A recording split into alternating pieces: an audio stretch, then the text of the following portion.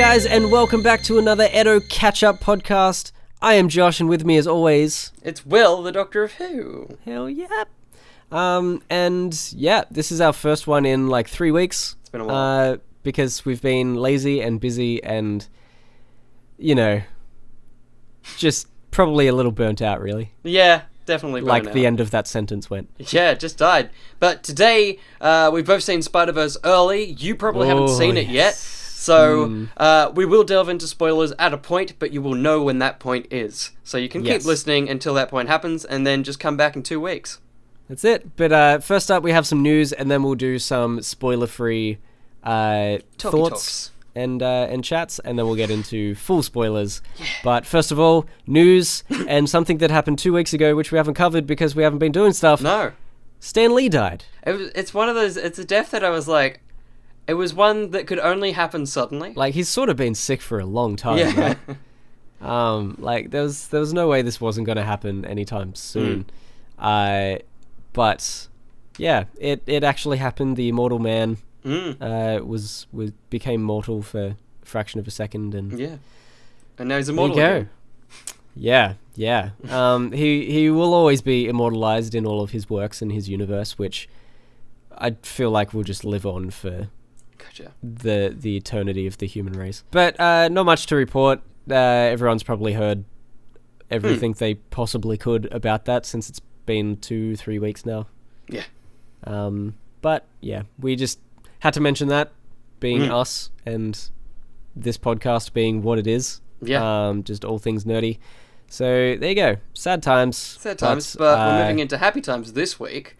Yeah, it's freaking big. Because tomorrow, no matter what, we have the Captain Marvel #2 trailer, which is exciting. Heck yes. I feel like that's the stuttering noise. Is that it? Yeah, we made it. There's your dialogue. Where are we? Are we in the future? I think we're in the past, Joshua. But we're from the future, and we just watched the Captain Marvel trailer. Ooh. So we thought we'd join you here at the beginning before you reach the end to talk about the Captain Marvel trailer. That was confusing. So, yeah, came out at what, like 12:30? Yeah, 1:30. 1:30, sure. I know time. Clearly not. I was at lunch. Okay, that's true. Leave me alone. But yeah, thoughts, Will? I didn't like it. You didn't like it? I liked the cool looking bits, but as a trailer, it's one of the most generic and boring trailers Marvel has ever put out. The first one had a beat to it, whereas this one opened with like the entire grandma scene. Like everything just felt like scenes rather than a cut of a trailer. There was no kind of style. It wasn't like the synthy Thor Ragnarok or the youthy Spider-Man Homecoming. It was just like a backing track with some scenes, but it looked good. Yes, yeah. I was going to say that too. It felt, to me, like I said to you before, it sort of felt like the first trailer. Like, it just had a couple of the scenes were a little bit more extended, but for the most part, it was just like a lot of the same stuff with a bit more kind of story behind it, sort of. But the thing that I really, really liked was towards the end, before they do sort of the final stinger, just before that, where it's ramping up, and she's just flying through space, just like shooting stuff, and it's like, oh my gosh, what a beautiful thing. It looks like the pages of Infinity when she's like flying through shit and just debris and stuff. Oh, generally, yeah, pretty generic, bit of the same stuff as before, but it looks fine. Yeah. So I'm still keen to see it. I'm sure, like, hopefully, as a movie, it'll be good. But one other piece of news that we just have to jam in here, which is very unfortunate as well. We've already had a death in this intro news segment, but Steven Hillenburg, the creator of SpongeBob SquarePants and also Rocko's Modern Life, passed away this week. I think it was this weekend. He had motor neuron disease. Which is very unfortunate. So that's a lot of people's childhoods, sort of the creator of that. Yeah, especially, absolutely. Like, that was a big part of my family, was SpongeBob, but also when I was much younger, it was Rocko's Modern Life. Did you ever watch Rocko? Not Rocko. SpongeBob was definitely a thing, but not Yeah, you might have been a bit too young for that at the time. But yeah, Rocko was a massive part of my childhood with my parents and sister. And one of the funny things that I think the internet discovered a couple of years ago, because all the kids that used to watch Rocko's Modern Life have grown up now, and someone went back and watched it and realized that Rocko's job was at a sexy call center.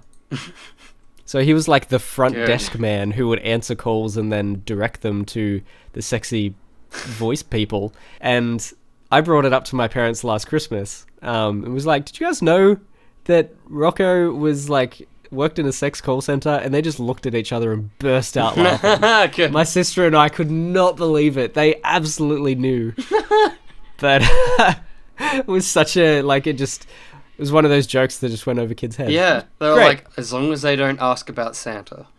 It's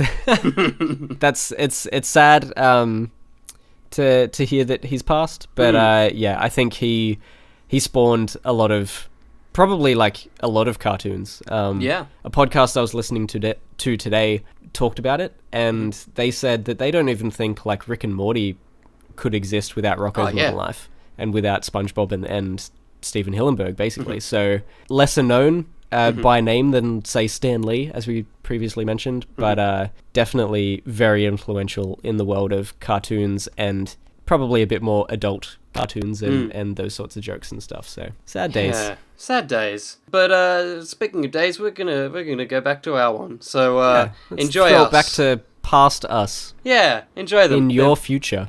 Bunch of dickheads. Alright, off we go.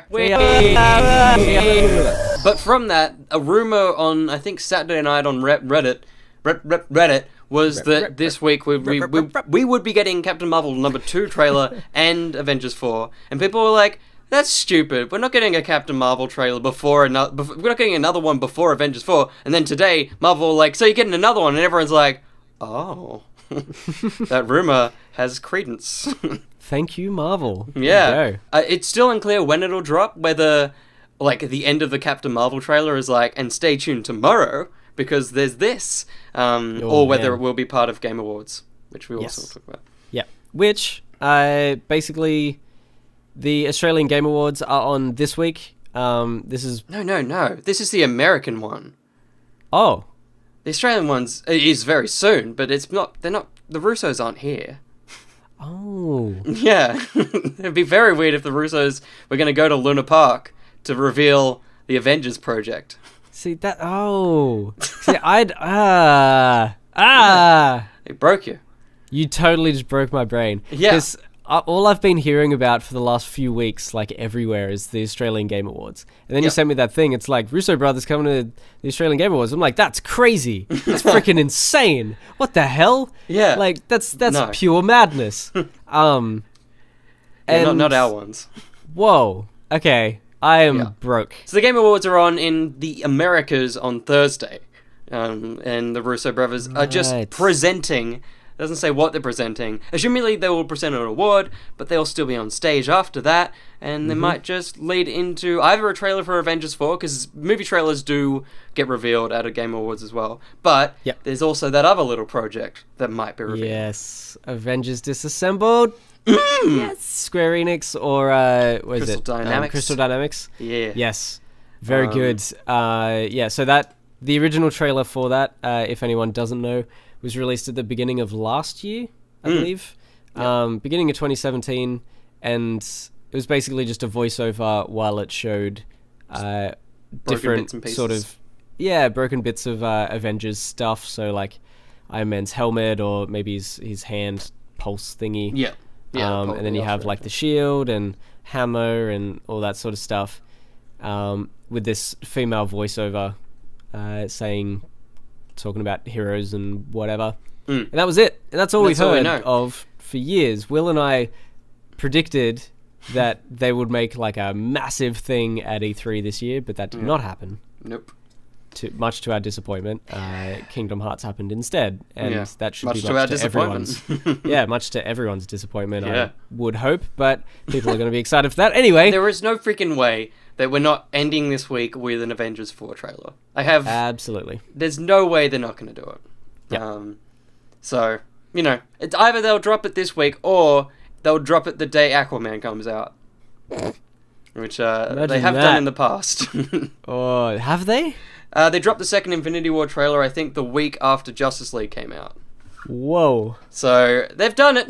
They've done it before, so we'll see. We'll see what they get up to. Man, Marvel is ruthless. They certainly are. But the final little bit of news, just to deviate from the Marvels, is that Elseworlds, I think, kicks off either this week or next week. That's the big multiverse crossover event for the CW's Flarrow universe. I think I'm going to watch all those, because it looks like I can. Because I am not watching... I think I counted it, because Mum was like, why haven't we watched in a while? I was like, oh, well, we just got behind. She's like, well, it can't be that many. And I think it was like 200 and something episodes. Jeez, what? Well, I guess there's, 3 or 4 shows? There are 4 shows. 4 or 5? Now. There's 4 shows, almost 5 next year when Superman gets his own show as well. Yeah, right. Yeah. And then if you want to count Black Lightning, but we don't want to count that. No one counts that. I think that's completely unrelated. Yeah. But before we dive into some spoiler-free Spider-Verse stuff, we have a Patreon. We admittedly don't post things as often as we would like to, but all your money helps. When we play a game, most of the time it's coming from a little bit of the Patreon money, because it just helps. A lot of the tech stuff that we used at PAX also helped with the Patreon money. So if you want to see us look professional a little bit, you can jump on over to Patreon. Whatever you can give, don't worry. And if you can't give anything, just keep listening. Yeah. Thanks so much, guys. We appreciate all of our Patreon subscribers and our little Discord family that we have going on, sharing stuff all the time and helping each other out. And it's so good. I love it. It's so good. I wish I had more time to delve into it. I hope I do very soon. Yeah. Well, that kind of seems like you're going to have less time, but... Yeah. We will know in time. Good. But speaking of time, as we always say, it's time to talk about the Spider-Verse. But first up, spoiler free, so you can stick around for a little bit. Look, this movie is amazing. It is so good. Incredible. It is so much fun. It's just a whole bunch of family-friendly fun. There's not many kind of adult jokes in there, and if there are, they're gonna fly over kids' heads. Absolutely. Because they're still funny, because it's often Peter Parker bumbling through sentences and stuff. And there's some adult jokes sort of scattered in there on occasion, but kids will just be like, "Hey, he can't talk properly." So yeah, it's so much fun and freaking. It is an art style. In my review, which I posted on Monday, I said. And I realized I wanted to put on a thing, not sure if true, but I said an art style that we've never seen before. I swear it's never existed before. There's no way anyone's done this before this. Yeah, absolutely. And, because it's 3D, comic book style, so you've got, your almost old school comic book style stuff as well, because you've got your dot shading and your sort of hatch shading and stuff like that. Yep. And it's it's in 3D as well, but then some of it's hyper realistic and very overly stylized at the same time, because some of it looks really quite realistic. Some of the cars and buildings and stuff are pretty legit. And then you were saying, this art style, but there's so many different art styles. Yeah. Because then you've got Spider-Ham, who is a Looney Tunes type 2D cartoon character, actually pulling stuff out of negative space, anvils and giant wooden hammers and stuff like that. And he's animated and drawn like a 2D character. And then you've also got Penny Parker and Spider, which is Spider, which is a little Japanese girl with a robot that she's genetically and telepathically linked to. Yep. And because they're from Japan, they're drawn and animated as anime characters. And my goodness, it is perfect. It's so They've strange. done it so well, and somehow the 3 art styles work perfectly in tandem. And as I said on Facebook, where the hell have Sony been hiding these creative people that that made this thing? Where have these people been? Yeah, like, first I was like, well, they're probably just Animal Logic and stuff that did Lego Movie, but it's not Warner Brothers, it's Sony, so it's a whole different creative team, because it's the two directors that worked on Lego Movie and Lego Batman also did this. And I think also the two that got kicked out of Solo, so I would have loved to have known what Solo was like if 3 of their films are this good. Slightly animated. Yeah. A little bit anime. Maybe he's like, when he speaks Shirawuk to Chewie, it would have been in like a little text box. Hey, that would have been cool. That would have been good. So you've read Spider-Verse once or twice already before. I finished reading the series. This is the one from 2013, 2014. Yep. The comic book series. I finished reading it while the ads for the movie were running. That's how close my call was there. Actually, I have a story about going to see that movie. Oh, good. When you told me that the advanced screenings were a thing, I was like, holy crap, I have to find one down here. Yep. So I quickly jumped on. I looked at Hoytson Village Cinema. I couldn't find one at a...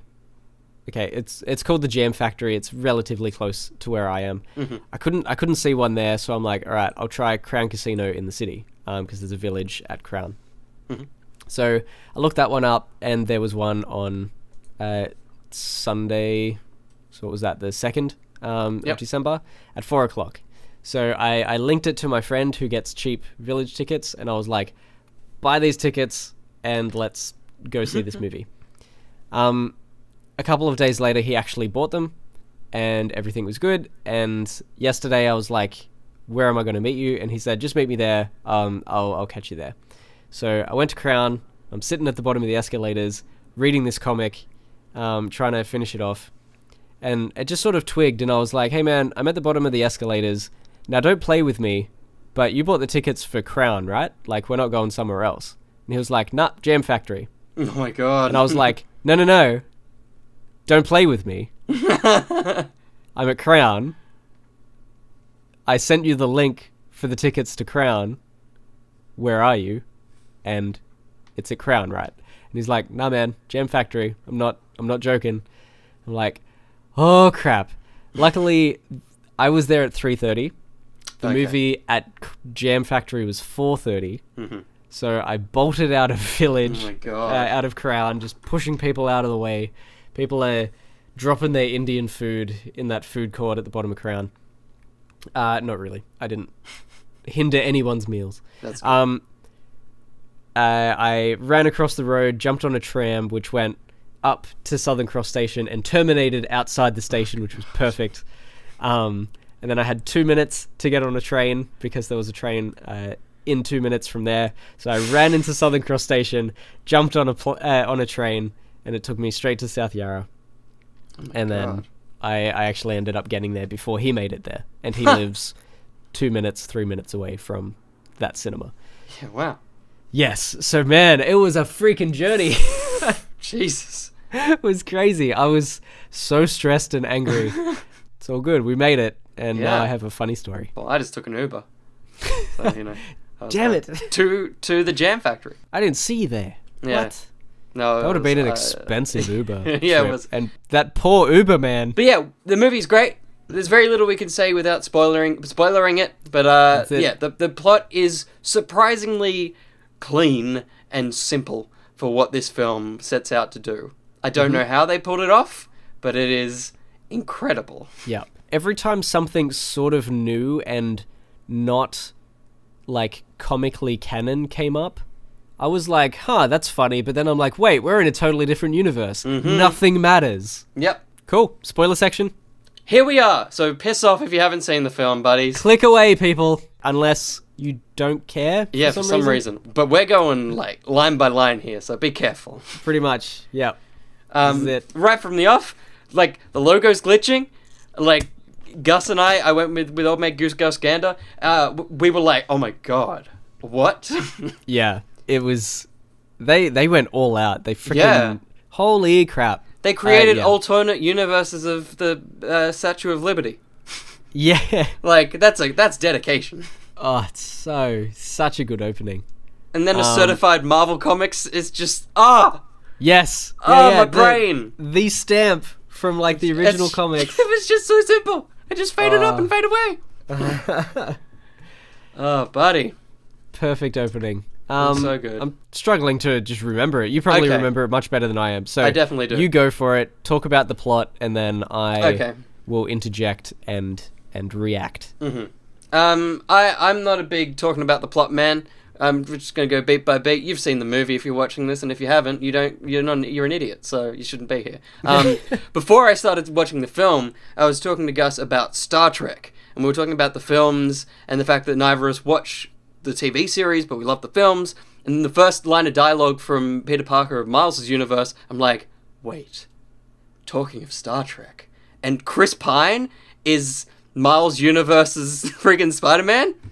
I applauded. Right, because I read a thing today, and it sort of said like spoilery things for other characters, like for cast members that were cast in other things. Yep. And apparently Chris Pine online, I think, was cast as like interesting person number 1. Yeah. But I thought that it said elsewhere, or like later in that article, that he was Spider-Man 2099. That was Oscar Isaac, Poe Dameron. Oh, okay. Maybe I got that mixed up. Yeah. Sweet. Cool. So 2 of the like prolific nerdy actors were in this film, and it was a shock, and I was a very happy boy. Really good. Because I was like, I assume it'll just be Jake Johnson doing all the Peter Parkers. Like, we'll just do it in a different voice. But then they started, and I was like, oh. And then he was blonde. I was like, oh.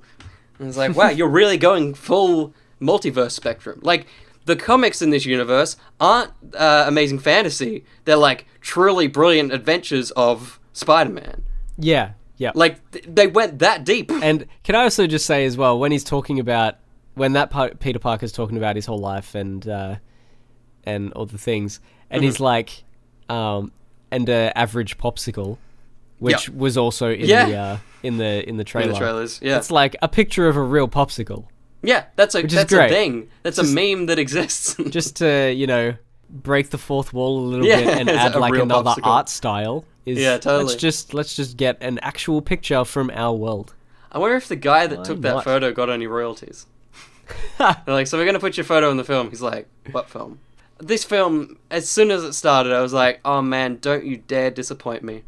I was like, do not fall, and it never falls. No, it does not. We're not gonna stick to any formula. I'm just gonna go through these motherfucking notes. Yeah.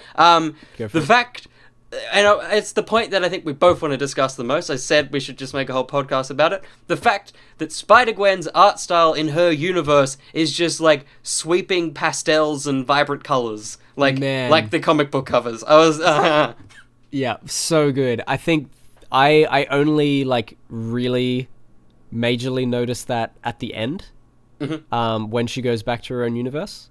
Yep. I don't know why. I don't know if it was earlier. Yeah. When she was explaining, where she came from. Sure. Yeah. So I sort of missed that.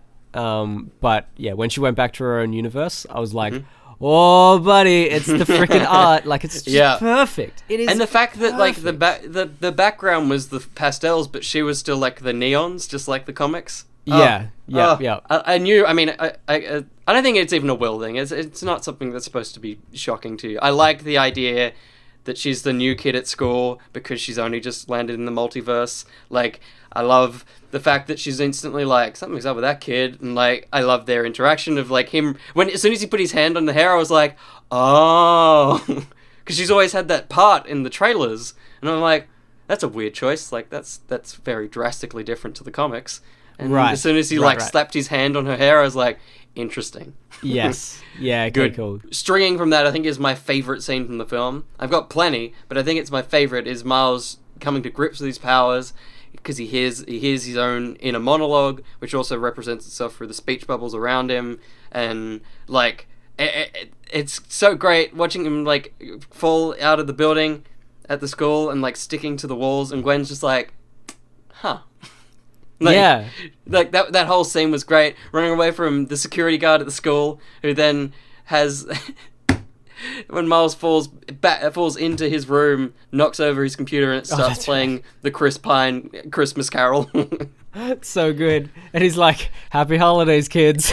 It's so good. I love that scene. That was the scene that laughed the most. And then I said it, and Gus and I have a great laugh because he falls off the building into pigeons, onto pigeons, and I'm like, oh my god, it's the game. He's catching pigeons. Oh yeah.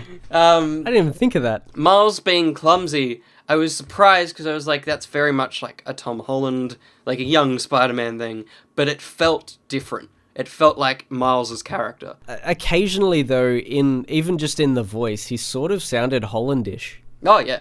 I found, so... I'm shocked by the guy's age. Whenever I see photos of him, I'm like, hang on. He looks like 30, right? Yeah, and but that's his voice. That's so weird. I think he's one of the people that have one of the title tracks in it, so I think it's that kind of high-pitched rapper voice. Yeah, okay, cool. So I guess that's where it comes from. But yeah, it's freaky because in the film, he definitely is a teenager, but then at the press, you're like, what? But speaking of voices, it's Nicolas Cage as Spider-Man Noir. And I love that. My goodness. It's like they didn't give him a script. It's like they just recorded him when he was feeling down. He was amazing. He was so good. So good. Like, he's been absent for ages. I don't know what the hell he's been, like where the hell he's been and what he's been doing. He was in a film recently where... He made that horror movie. Yeah, with the parents that are terrifying. Sure. But, like, other than that, like, he was probably semi-doing both at the same time, or, like, obviously, he didn't have that many lines in this movie, so he probably could have knocked it over in a day. Far out. He was just so good. For some reason, it felt like he was parodying himself. Yep. Like... Yep. It was just a joke to him for some reason. So Spider-Man Noir is like a 1920s, 1930s film noir type policeman. And he only knows black and white, apparently, because, the freaking Rubik's Cube, man. Yeah.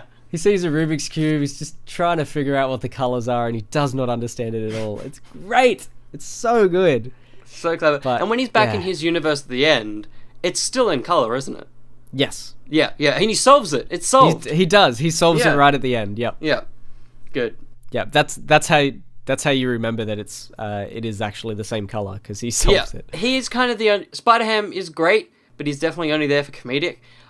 One of my very few bad things is that Penny Parker is kind of just there, and like later on in the end boss battle, Spider gets killed. Well, I mean the actual robot gets killed, and I was like, You haven't done enough. Like, this is the first I've seen you battling in the film, apart from the house fight, and now the robot's dying. Like, just totally a nitpick, but it was just this, like, her crying and stuff. I was like, okay, there's like other stuff I'd like to look at now. It would have been very hard for them to do this, but Noir and Penny, I would have liked a bit more screen time to like feel a bit more for them.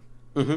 Because Noir, like I said, Noir doesn't have that many lines. He didn't do a whole lot. And yeah, Penny definitely not. So there weren't sort of major stakes in her losing her robot. Yeah. So yeah, I agree with you there. I hope they bring her back and give her more stakes in the future. I feel like if they do the female or female Spider movie, hopefully she'll be in that. Yeah. But yeah, it would have been hard to give more of these characters more screen time to develop, because it is a Miles origin story, basically. Yeah, like I said in my review, the crazy thing about this film, and I likened it to Spider-Man Homecoming. Sure, Tony's in the movie, but that's just a pathway for a bit of action scenes, and it's easy to bring people in when you're like, look at all these other guys, but really, they're not important. Like, it's all about Miles in the end. Yeah. I'm so glad that they found a way to create a non-Peter Parker Spider-Man story, that's hopefully going to draw people in. Yes, absolutely. And man, yeah, the spin-offs that could come from this are insane. It's ridiculous. Huge. This could be a new universe. MCU, yeah. This could be MCU worthy. Well, that's the funny thing. I like the whole time I'm watching, I'm like, oh, I wonder if there'll be a Fantastic Four thing. I was like, oh wait, no, this is Sony, so there's nothing else. This is the universe they've always tried to create, but failed every single time. It's the Spider-Man only universe. And I'm like, you've done it, guys. Don't make Jared Leto. Don't do anything else. Yes. Put Venom animated in this universe. You're fine. Please. Yep. Done. An R-rated film in this style. Oh, shivers. Something that I think everyone took a gasp, and the line that was delivered, it was one of those, oh god, this is disturbing. It's Stanley's cameo. I know oh my god. Oh jeez. It's like Robin Williams, one of his final films was The Night at the Museum 3, and the last shot is him like turning to stone and being like, I'll always be here. Like, it was like, no, this is too real. Yeah. So Stan Lee's first line in his cameo is, I'll miss him. Yeah. What the hell? Oh what god. the hell? And he's like, it'll always fit. Like, anyone's a hero. It's like, oh god. Oh, it was incredible. And did the movie open? It ended with Stan Lee. Oh, it ended with that and Steve Ditko and Stan Lee. Yes, that's right. Yeah. So in this universe, in Miles' universe, Peter Parker dies, and then in comes the other Peter Parker from the other universe. So Stan Lee here is saying that he's gonna miss his universe's Spider-Man. He doesn't know there's another one yet. And yeah, just that first line, there was an audible gasp. Yeah, as soon as that line, and it was him, and everyone was like, oh god, no. Yeah, the cinema just went a little bit cold. Yeah. Well, it's the same, again, same with like Rogue One. Like, Carrie Fisher, it's her saying hope. Like, oh, what the, no, that was, it was exactly what I think we all wanted, but also it broke a lot of people. It broke everyone. It's gonna keep doing that for the remainder the next of 3 films. Whatever the rest of his cameos are. I pray that even if he's filmed anymore, it has to end with Far From Home. Yeah. There can't be, he doesn't need to be in other ones. That has to be his final one. Yeah. But speaking of fan service, later on in the film, once Peter, Gwen, and Miles are all together after, and we'll get back to that scene because that's also one of the best scenes in the film. Once they're all together, they head to Aunt May's house, and Aunt May opens the door and sees that, of course, her universe's Peter Parker's gone, but there stands a brand new Peter Parker, well, little worse for wear, as she says. Yeah, and that scene was fucking perfection. I got really emotional. I did too. I like welled up a little bit when she starts hugging him. And it was like watching like Tobey Maguire come to Andrew Garfield's universe where Andrew Garfield was dead. Like, I already felt for this Spider-Man. I didn't really feel for the other Spider-Man, but I was like, this is Aunt May. No matter what, it's Aunt May and she loves Peter. Like, I don't know how they did it. I don't know how they did it in the space of half an hour. But yeah, that scene, oh man. It was amazing. There were a few different points where I welled up a little bit, but this was a very big one. Yeah. Yeah. Like, there's something, as soon as she stepped out, I was like, please don't play it dumb. Please don't make it a thing where she's like, oh, where are you from? Like, please just, Aunt May's smart. If she knows Peter Parker is Spider-Man, she 100% understands the situation, and, I mean, as I'm getting to, she really is ready for it. She knows. She knows things, guys. Yeah. After 3 iterations of Aunt May, I'm so okay with this one being Alfred. I was like, sure, Aunt May's totally Alfred. Yeah, absolutely. And like I said before, other universe, they can do whatever the hell they freaking want. Aunt May can be what she wants. No one cares. And this is what I was getting to. They go out the back, they go to the shed, and Peter's like, I got a shed in my universe. Yeah, there's some stuff in there. And then, like, it opens to the Spider Cave, which has, like, the Spider-Mobile from, like, a few years back and stuff like that, just lingering around. And the suitcases are only the suits from the PS4 game. They're all specifically the suits from that game. They're laid out exactly how Iron Man's ones are as well.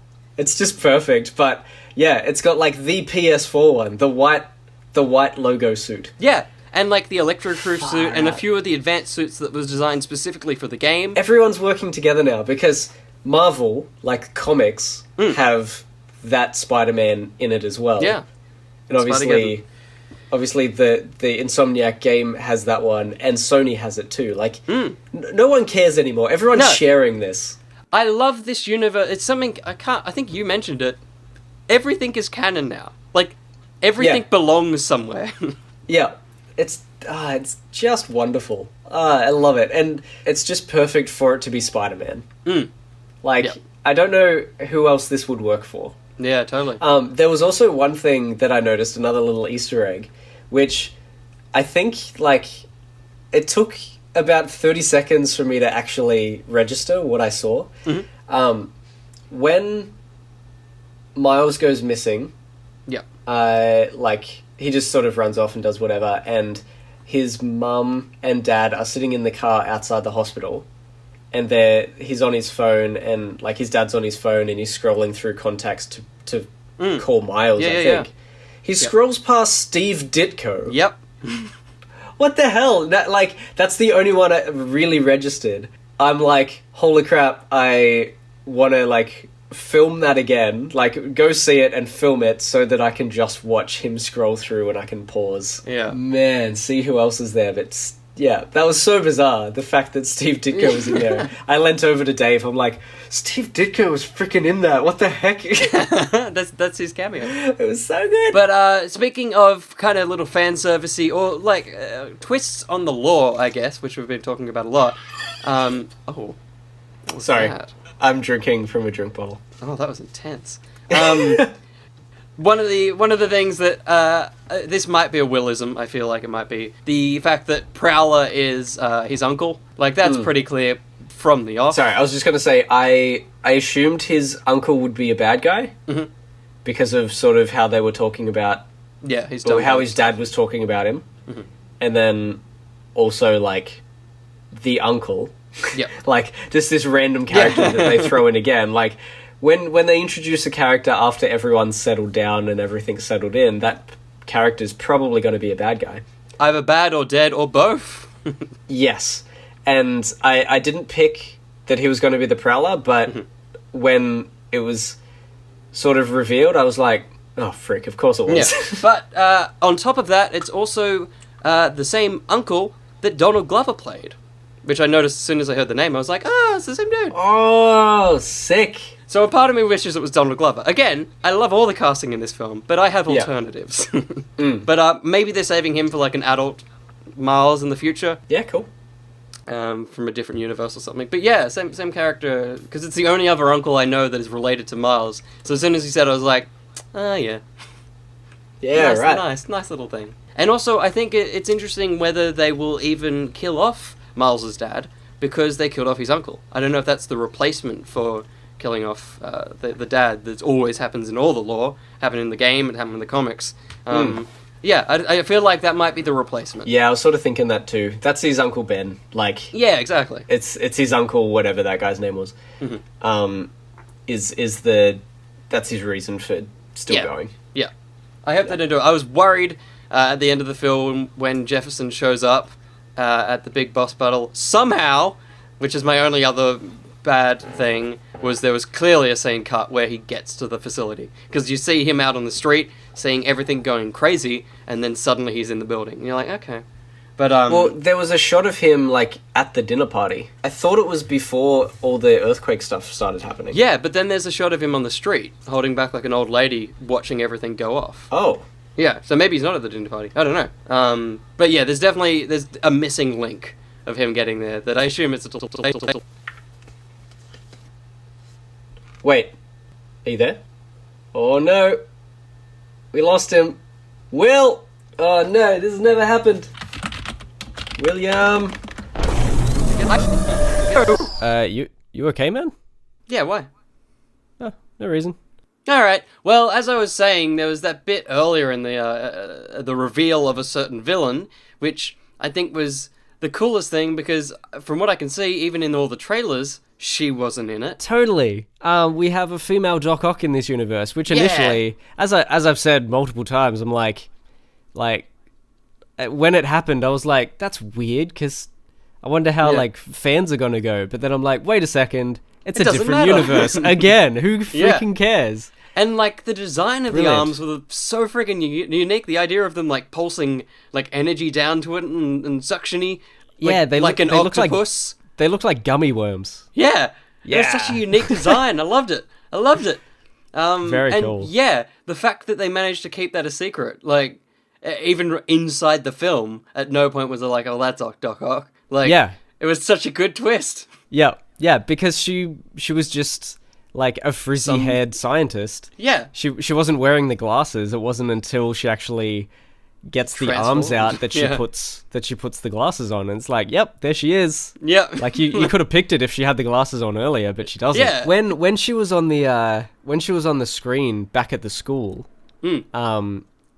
I you could see that it said Doctor something or other, and I'm like, get out of the way! I want to know who she is. Like, I want to know if there's a thing. Yeah. But obviously they blocked him, or they made him block it for a reason. Yeah.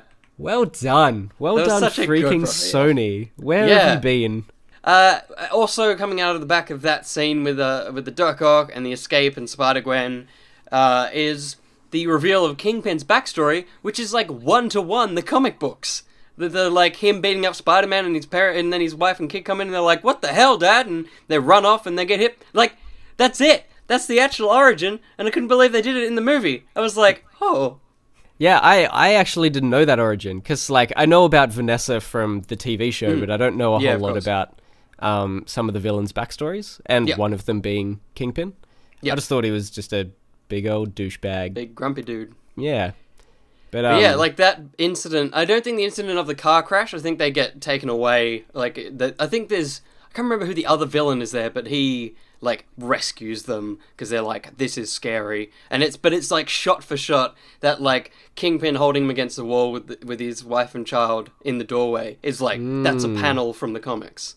Very good. So when that was happening, I was like, oh. And Gus leaned over and he was like, is this a motive? Is this a Spider-Man villain with a motive? Where else from here? What else you got? Burp. Oh, hang on. Got that. That was the burp didn't come out. The burp didn't come out. Hang on. Well, I heard it. I heard that. What? Ooh. What does that say? That was definitely more than a burp. It was a little sicky. But back at the house, back with Aunt May, as we were talking about earlier, there's a great fight where all the villains basically come to the house, and I was like, this is gonna go terribly. This is gonna be the moment where I'm like, ah, damn it, because it's a tiny little space. There's all these villains. There's all these there's a mech inside this house that's got to have a battle, but somehow it was the cleanest, like, fast-paced fight. I knew where everyone was and what they were doing. I don't understand. It was so good. It was so well designed and planned out. Man, it was so good. It was almost like a Sinister Six fight inside one room of a house against like another 6 Spider-Men. Like that should not work ever. No, not in your first film. That doesn't make any sense. No, but I think the best bit of that bit is the bit where like Aunt May is in like the center frame, and then she looks. There's like comic book panels all around her, and she like looks as each item in the house is breaking, and then she like goes. It's Brady Bunch style. Yeah, it's so good. It's so good. It's freaking comic book. As I said in my review, like this thing, it knows it's a comic book film, so it uses everything a comic book has to its advantage in a way that Ang Lee tried to do in the Hulk, but it just came off as like an afterthought. Yeah, I don't remember ever watching that movie. Really? I probably have seen it, but I don't remember it. Yeah, okay. Yeah. That's fine. It's pretty forgettable. What's that say, Will? What does that say? What does that say there? I'm reading my own note. What does that say? Oh, okay, I think I get it. Seamlessly a crap ton of villains, which is what we just said, but like every Sony Spider-Man film has far too many villains. This movie had far too many villains, but somehow it all balances out, and they all have something to do at the end as well. Like, all through the film, they're always there. Like, they balanced everything. Yeah, and there's sort of, like, a reason why they're all in it as well. Yeah. Like, it's all... They all have their, like, mini origins, almost. Like, it's clear why they're there. They didn't just pop up for, like, here's another bad guy. It's just, like, they're there logically. It makes sense why they're there. Yeah. And if there isn't, like, a clear-cut thing, like with the Prowler and Kingpin, it's usually just they're working for Kingpin, so they're, like, they're there because of that. Yeah. Like, there isn't necessarily an origin for Doc Ock, but, like, she's there. Spider-Man has existed in this universe for a while, so therefore one of the villains is Doc Ock. Yeah. Like, you just accept it. It's fine. We don't need a backstory. She's not the main villain. She's like a side villain character. like I was saying, that you forget that this isn't a world full of Avengers, because this is a world where Spider-Man has been Spider-Man, like the PS4 game, basically, where he's existed for a long time, so these things are just there. Like, the same with Miles, he doesn't react to his powers in the sense that he's like, what the hell is this? He's like, wait, what? How do I have this? Like, it's such a different take on it because it's already existed in this world, and that kind of reflects our world, because we wouldn't be like, oh, how is he spinning webs? We're like, oh, it's like Spider-Man. Yeah, we have something to pinpoint it to. It's great. We've talked about everything about this, really. There's one bit, actually, that I realized on the way home, and I don't know if you'll remember this. It's also very obscure, so people might not understand this. There's a song that plays when I think Miles is walking sadly away or something, or maybe it's when he, I don't know, finds out his uncle's a prowler. But the first line is like, and it's not sung the same way, but I was wondering if it was going to be a cover. The first line is like, I'm not afraid of the dark. Do you remember that song in this film? No, I did not pick that up. And it was like, I'm not afraid of the dark. And I was like, whoa, what? Because there's a song, if you don't know, there's a song by Rhett and Link of Good Mythical Morning fame that is that. It's I'm not afraid of the dark. So good. So I was like, oh, wait. I would start singing it with you right now, but with the delay over the internet, it would not work at all. Not at all. You can go watch our PAX vlog if you want to watch us sing that song. Yes, so good. We're running out of things. What have you got? Well, the one thing that we haven't really talked about is the post-credit scene. Yes, that was on my list. That's pretty much... I think that's all that's left. Yeah, that's basically all that's left, especially if you've already seen the movie, which you should have. You know it's good. Yeah, you would have known everything we've talked about, or maybe not some of it, like the little Steve Ditko thing, or the Afraid of the Dark thing, and stuff like that. Maybe you have more thoughts. Please let us know if you have other feedback and stuff. Let us know in whatever comment thingy is surrounding this podcast, whether you're on YouTube or SoundCloud or whatever.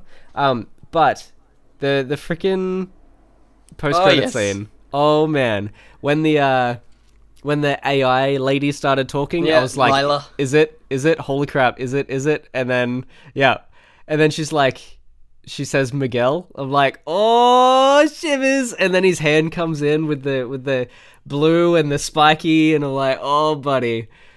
And then oh god. And then he goes to the original 60s Spider-Man universe. Yeah. And the pointing and shoes. And the pointing freaking meme. Oh my goodness. Oh god. It was perfection. I was like, how much longer is this gonna go? It was You're amazing. pointing, no I point. Yeah. That's not how you point, this is how you point. God. And then freaking like they even have JJ and like policemen and stuff, and they're all animated perfectly. It's so freaking. And I love that JJ's incredible. Just they're like, what do you think? And he's like, I think Spider-Man's a menace. Yeah. Like, he doesn't say anything. Yeah, he doesn't need any character development there whatsoever. That's just him. But yeah, the fact, because it was the big thing that was around when people were like, see, you chose Spider-Ham and Spider over Miguel. People were like, what the fuck? So when it ended with it, I was like, okay, good job, guys. Yeah. You snuck it in there. Yeah. And then it just sets up, like, he can now travel between universes, so... Yeah. He's like, oh, I've been gone for half an hour, or what happened? Yeah. It's just like, all right, what? Here we go. We are doing a animated Spider-Man universe. Let's frickin' do this. So my question is where, like, because they've called it Into the Spider-Verse, whether... they're gonna play with the actual event with all the time vampire people. Whether that will ever happen, because with this end credit scene, it kind of puts 2099 in the position not as evil at all, but as Doc Ock being able to like bring together a team, because it looks like he's looking at all the Spider-Men and keeping tabs on them. So whether he's gonna find the threat of the vampire guys that I haven't read in a long time. Inheritors. Inheritors, that's the ones. Yeah. Whether he will find that threat and he will bring everyone together. Because I feel like Superior Spider-Man, which if you don't know, is Doc Ock Spider-Man. It's Doc Ock inside Peter Parker's body, basically. Yep. I feel like that's too big of a thing to ever explain in cinema. So putting him in that place as the intelligent one, I think is probably a cool idea. Yeah. No, I totally agree that they could not throw that in. into a film. Not anytime soon at all. I was just thinking, like, could they ever do it in a TV show? But I feel like not, unless it was like one episode or two episodes. Yeah, totally. No one wants to watch multiple episodes of like a dick of that. It's just a dick. He's just a douchebag. But like I can't remember. I wasn't like heaps heavily into the like fandom of Spider-Man at the time. I was buying all the comics, but I can't remember the feedback that they were getting for Superior Spider-Man. I think it was pretty much like it was like at first people were like, "That's cool," but they stretched it for like 30 issues, and people were like, give us Spider-Man back." Yeah, and he was part of the Infinity event. Like Peter Parker wasn't even there. Yeah, that's right. Yes, yeah. Like I'm sure people weren't too happy about that. Yeah, yeah. So I think Superior is one to stay away from. I think. Yeah. For now, at least. I'd agree. And they probably know that. Like, yeah, that's fine. We can do without that. But absolutely, $20.99. Get Miguel in there. Oh man. Traveling around and get your inheritors. Change. Maybe they could probably change it up a little bit because they are very brutal. Yeah. In the comics, so they'd have to tone it down a little bit. But you could totally get Khan and. What's his name? Molan and all of those guys. I think it'd be fun. I think that'd be really fun. And I think that in a film setting, that story would work. It works across the comics, but as we will discuss very soon in a podcast, it's dragged pretty thin. It's a very long, I found very long story for what it really was. It was just throw some Spider-Man together. Seemed like they were just going, like, look at how creative we are at all these different Spider-Man stories we can tell. Like, here's a Spider-Man in this universe, and this universe, and this universe. Because ultimately they were trying, well, it seemed like they were trying to make every single possible version of Spider-Man that's ever existed in the world, like in our world, canon. Like canon, absolutely. So a film could clean that up a little bit. Like they did in this, they were like, 6 is enough. Yes. Like, yeah, absolutely. And then just like throwing in the 2 at the end. And, like, a little bit of fun. We've seen 69 the 60s Spider-Man anyway. We've seen him now. We probably don't need him in another movie because it'll just be a little bit silly. I don't know how many other Spider-Man we need after this now. Like, we've got those 6 plus Miguel. That's all the main ones, really. I think the only thing you would do is, I think the only other one which would be fun on screen is Spider-Man. I think that could be a fun. Yes. Having him like in his massive leopardon alongside Penny Parker would be pretty freaking cool. Yeah, that would be awesome. But totally. Apart from that, I think having the core, Yeah, and if they really freaking wanted to go nuts, if the MCU somehow crossed over and they get Tom Holland to that'd be cool. Voice one, that would be sick as well. Imagine if they he's like the CGI model in that world. Like he is the model that they use for like in the game and in the films. So everyone else is still the art style of the comics and stuff they're doing, but he is a 3-dimensional character. Yes. That could be fun. That would be cool. That could be fun. But that actually brings to a point that as we were talking, I realized, last thing, is that the film, apart from one moment, wasn't a Sony wank. It wasn't like, look at all the Spider-Man movies we made. It was, look at all the Spider-Man comics, apart from the Peter Parker walking down the street, which was incredible, and the whole that was theater so erupted. Good. And it's sort of like, because in all the trailers and like all the rumors going around online, everyone's like, oh, it's the Tobey Maguire Spider-Man, but then some people are like, nah, it's not really. But they sort of went, yeah, it is. Yeah. By just putting that in there, like I did that stupid strut walk and danced in a club like an idiot. They absolutely made him that Spider-Man.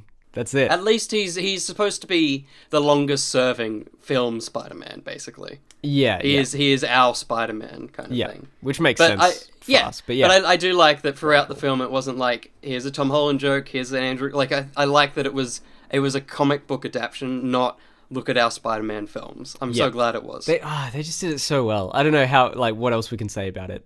Yeah, it's just the perfect Spider-Man film. It's a perfect Marvel film. Like, it's up there with like Ragnarok, basically. It's that top tier Marvel stuff. Yeah, it's got heart. It's got comedy, family friendly. Like it's just it was real great. Yeah. And that's all this podcast was ever going to be, was just us gushing about how good this movie is. My review's been up long enough that we've got a few comments that I was just going to read out. Yeah, please do. Burp.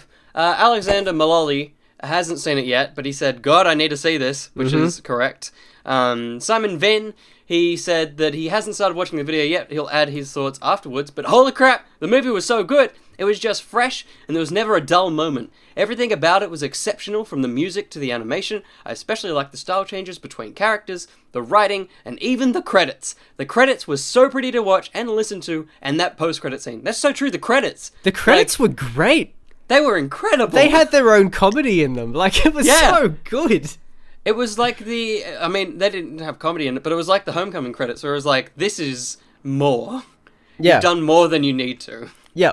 Yeah. Because it's just like, what is it? It's just more like weird animation stuff happening.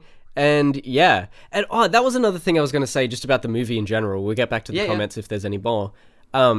Was how, like, when all the universe collision stuff was actually happening, it was very like Ant-Man and and Doctor Strange sort of like mirror dimensions and stuff, like very, very colorful and creative and trippy. Like, it was very well done. It just instantly reminded me of those things. Yeah, and it kind of also took a little bit from like the web tree thing from the Spider-Verse stuff. Yes. Like, it's just all these little interconnecting lines and stuff. And Yeah, I was like, little webs nice. going together. Yeah, very, very good. I just, Yeah, that was great. remembered that point too. Yes, back to some comments. Back to Vin. He then says, after watching the video, you're absolutely right about the tropes. Because I mentioned the video that they see the tropes that are there, but they just like freaking, they own those tropes because it's the Lego Movie guys and they know how to do that shit. What sort of stuff in particular? Just like, it's all like the uncle dying. It's like, oh, well, of course that's going to happen. But somehow they don't let it be a tropey thing where it's like, he's dead. Oh dear, I'm going to curse you. They're like, yeah, he's fucking dead. And isn't that sad? Like, let's ride this wave. Mm-hmm. And like the reveal of Doc Ock, it's so friggin' lame. But because they're like, haha, isn't it lame? It's like, this is the best thing in the movie. Yeah. Like, everything that should have been expected and tropey is somehow perfect. Mm-hmm. Yeah, okay, cool. Gotcha. Yeah. Another thing, I love that they played with the theme of expectations so much. So many moments in the film you would expect a thing, and then it doesn't happen, or at least not in the way the audience expects it. I love it so much. It's just so true. Interesting. I wonder, because I assume you haven't, but I definitely haven't read Great Expectations. I wonder if there's any, like, references and connections to that book, like, directly. Yeah. That would be interesting. Yeah, that's so true. A lot of films do that. Like, the book review is this book, and then the film is like the plot of that book. I'm sure it isn't, but that's the thing that definitely happens. Yeah, no, that would be an interesting thing to know. Book review. Oh no. And the final comment comes from Aaron Nichols. He says, there's a villain in this movie that is done in a way I've never seen and hadn't even considered. I love it. I look at the design and go, why haven't I seen this earlier? The mechanics of it are thematically appropriate, and the reveal was a legitimate surprise. The movie is so good, also the best credit scene in a film. Yeah. Correct. Excellent. Yes. Very correct. And well done, that guy. What was his name? Aaron Nichols. Aaron Nichols. Yeah. Well done for, like, not just throwing up a spoiler. Yeah. There. Like, freaking, what a legend. Yeah. I was worried when I started reading. I was like, oh no, dude. Yeah. No, very good. I recently had a lot of the ending of Red Dead Redemption spoiled for me because I was looking up just, like, a slight sort of minor off the side of the path interaction that you just have with someone who's like, hey, can you help me out? I looked up that and someone was like, blah, blah, blah, blah, blah, blah, blah, blah, blah, blah, blah. I'm like, why? Why would you say that? That's not even related to the answer that I'm looking for and to the answer that someone asked on this forum. Why would you just say everything about the ending of this? You douchebag. So I'm not very happy because now I know now I know what's going to happen. Like, and I knew it from chapter 3. Oh, gross. Annoying. Anyway, moving on. I think that's it for the Spider-Verse. Go see this bloody movie. If you haven't and you're at the end of this podcast somehow, I don't know how you did that. Yeah. You're a terrible person. You shouldn't have done that. You should have watched the movie first. It is out in... December 13th. Yep, so it's like around 2 weeks from today. Yeah. A little bit less from when this podcast is coming out, but hopefully by the time you're listening to it, it's already out and you've seen it. Yes. So I hope you enjoyed. And remember to leave your thoughts and comments down below wherever you're listening or watching this. We will read them. We might not make use of them, but we appreciate it. And we want to get the discussion going on one of the greatest films this year. Sweet. Good. All right. Podcast. What a long podcast. That took a long time, didn't it? Took about 24 hours to record this thing. Far out. Jeez. And like 3 separate recordings on my end. Yeah. And 2 on your end. So basically, for anyone still listening, Will had a blackout last night. I did, and not through alcohol. Like the entire suburb lost power. Yes, including my parents because they live quite close to you. And so we had to record this over 2 days. So you're welcome. We did our best, and thankfully, your recording software had a solid backup somehow. Thanks, Audacity. How does Audacity, like a free program that has existed for that long, that's like so plain and boring and not much, how does that have such a good backup system? That's incredible. We hope you have a prosperous future. But if you want a prosperous future, you can subscribe to us on YouTube at youtube.com/each to their own. Follow us on the Facebook, same thing, just look for each to their own. And if you're on SoundCloud, just keep on keeping on. That was What else can they do, Josh? I don't know. What did you say? Have you mentioned the Instagram and Twitter and stuff? Yeah, okay, no cool. one cares about that. Do the Patreon bit. Yeah, sweet. So, we are on Patreon. Just $2 can get you into our super secret Discord. Yeah, we have a whole bunch of awesome people. One of them's brother. Yep, got there. That was great. No, I didn't. Lucas. Lucas's brother. The only one we ever mention on here. Absolutely. Lucas's brother-in-law managed to grab Super Smash Brothers a few days early because Target effed up. So, congratulations to his brother, lucky bastard. But yes, so you can find out about these things, and maybe you can track down your own things through these people telling you all of this random information about Targets doing the bad stuff. And echidnas in your backyard. Was that a thing? Yeah. Oh, that was the pet thing, wasn't it? Yeah, someone found an echidna in their backyard. That's so cool. I'm just looking at it now. How cute. There you go. How weird. Cool. But you can jump on over to Patreon. Just $1 will get you in there. But, if you've got more, feel free. If you've got less, it won't, just keep that. Just keep that to yourself. Get what can you get? Like a soft serve from McDonald's. Yeah. Well, you could get a couple with $1. That's true. You could get like 1.5. Yeah. Because are they 40-cent cones now? 50, 30? I hope they're 50, but I feel like they're 60. Really? Yeah. They're definitely not as cheap. They're not below 50 anymore. Damn it, inflation. What the hell? Yeah. That's bloody hell. That's terrible. Yeah. The end of this podcast is going too long. Yeah, so before we deflate, the Doctor of Who out. Sheep out.